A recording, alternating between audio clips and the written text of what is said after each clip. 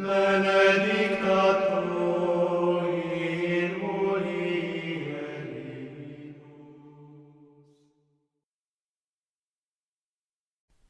A reading from Dom Guéranger's The Liturgical Year. March 28th, St. John Capistran, Confessor. The nearer the Church approaches to the end of her earthly existence, the more she seems to love to enrich her cycle with feasts that recall the glorious past. Indeed, one of the objects of the sacred liturgy is to keep before our minds all that God has done for us. Remember the days of old, think upon every generation, said God to his people in the alliance of Sinai. It was a law in Jacob that the fathers should hand on these traditions to their children, who were in their turn to transmit them to their descendants.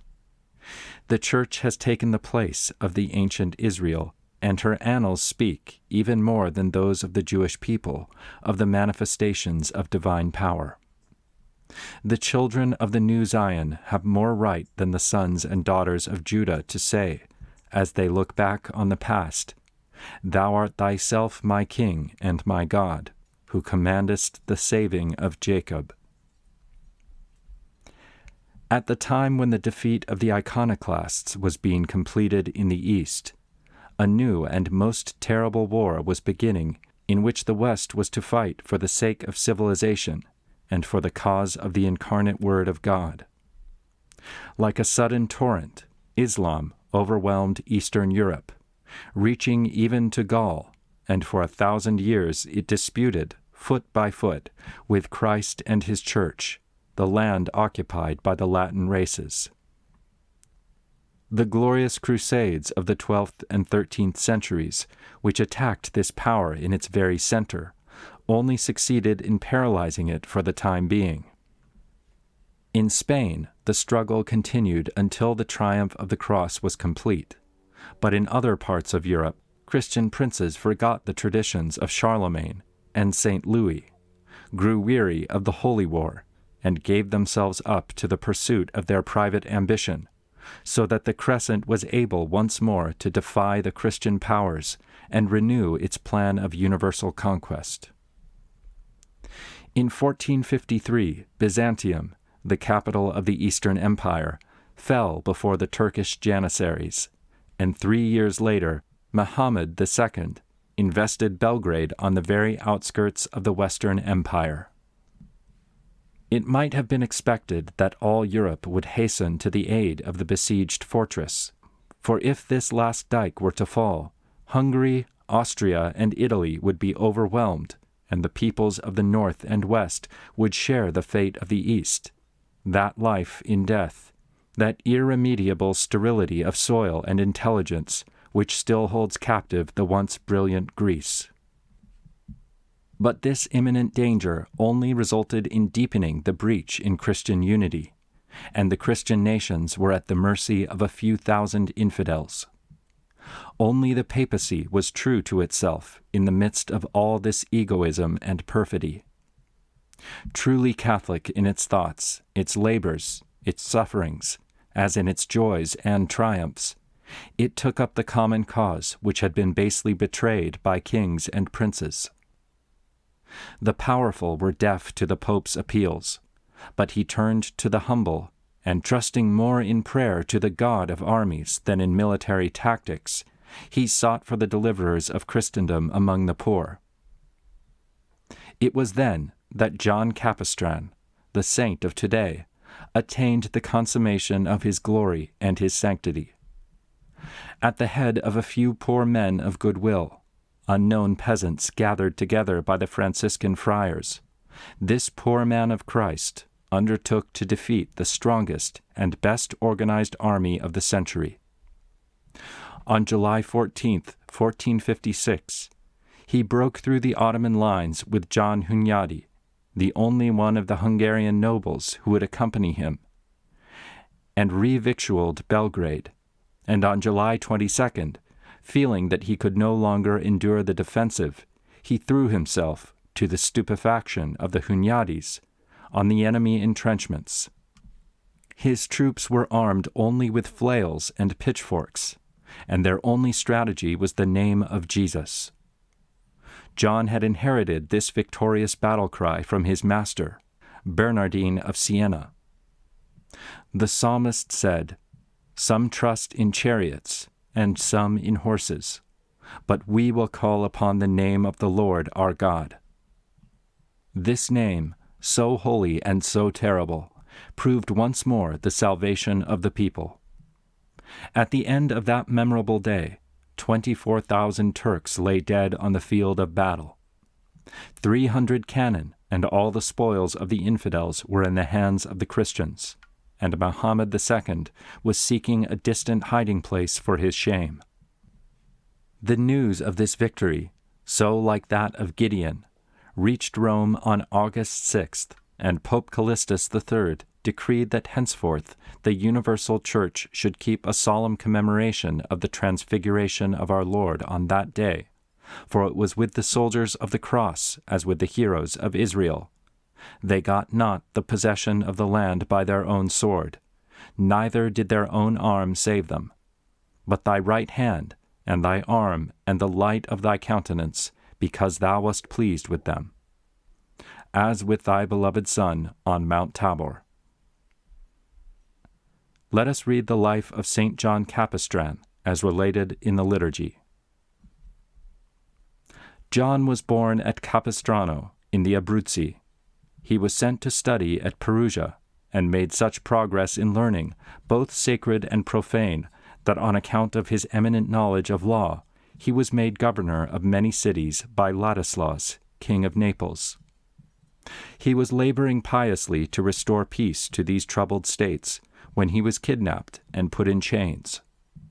He was wonderfully delivered from this captivity, and made his profession according to the rule of St. Francis of Assisi, among the Friars Minor.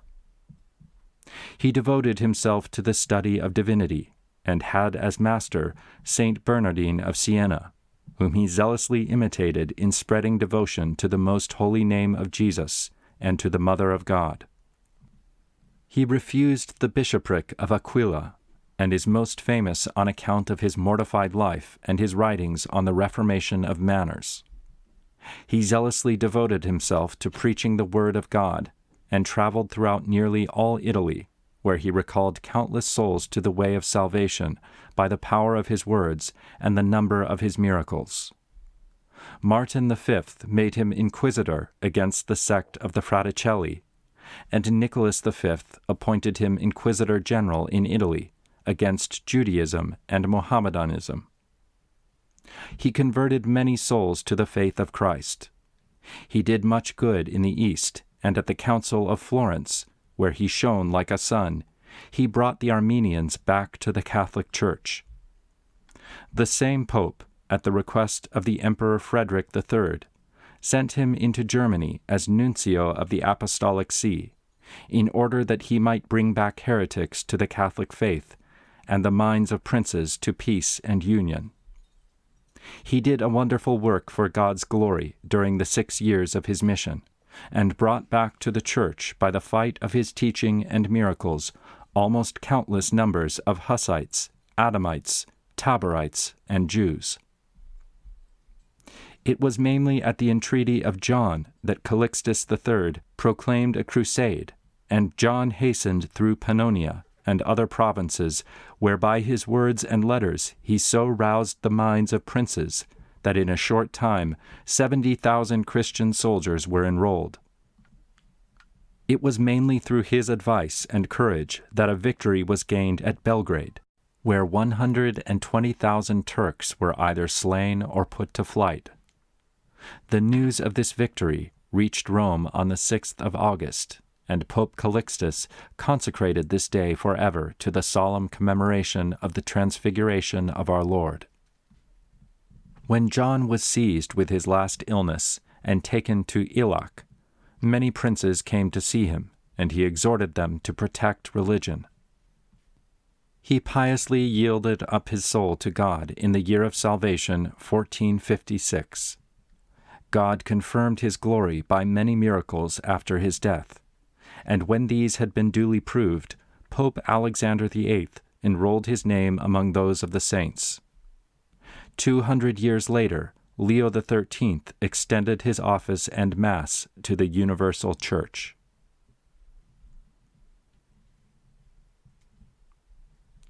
The Lord is with thee, O most valiant of men. Go in this thy strength, and thou shalt deliver Israel out of the hand of Madian. Know that I have sent thee. Thus did the angel of the Lord salute Gideon when he chose him from among the least of his people to fulfill a high destiny. Thus do we in our turn salute thee, O glorious Son of Saint Francis of Assisi, and we beseech thee to be our constant aid. The enemy whom thou didst defeat on the field of battle is no longer an imminent peril for the West, but there is a greater danger, as Moses said to his people after their deliverance from Egypt, quote, "Take heed and beware, lest at any time thou forget the Lord thy God, lest after thou hast eaten and art filled, hast built goodly houses, and shalt have herds of oxen and flocks of sheep, and plenty of gold and of silver and of all things, thy heart be lifted up, and thou remember not the Lord who brought thee out of the house of bondage." End quote. If the Turk had conquered in that struggle of which thou wert the hero, what would have become of the civilization of which we are so proud?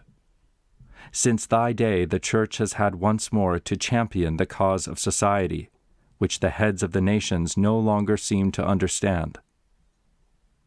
May the need of giving expression to the gratitude which is due to her preserve her children from the forgetfulness which is the great evil of the present generation.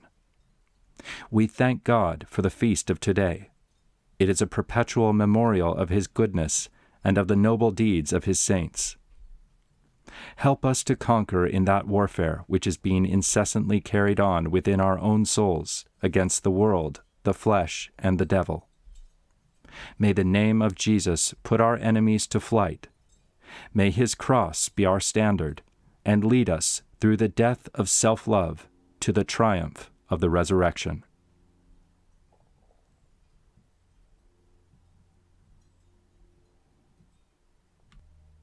End of the reading for March 28th.